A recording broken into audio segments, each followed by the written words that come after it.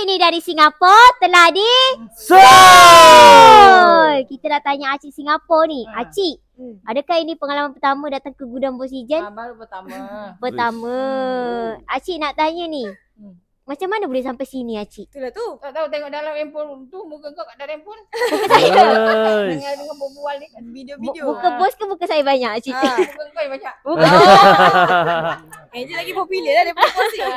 Acik, tak tahu Kau kenal dengan suaranya tu. kenal dah Acik. Alhamdulillah. Dari Tengok produk dia kan nanti hari abang kita pergi tu ajak anak saudara.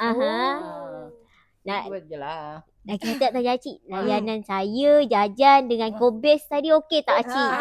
Kobes yang ni. Saya Kobes. Doraemon ni Acik. Alhamdulillah. Bagus. Dari 10 bintang, Acik boleh bagi berapa? Orang nak berniaga kan. 10. Alamak, bagi 10 bintang Acik. 10 bintang. Alamak. Ini yang banyak peminat.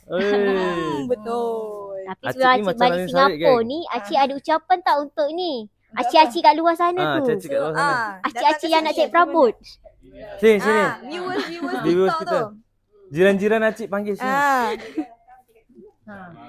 InsyaAllah lah kalau itu kan. Cik panggil lah kawan-kawan cik datang sini. Cik berkenan dengan korang semua. Baik hati. Alhamdulillah. Dan gini lah orang nak berniaga kan. Betul. Jadi itu kan.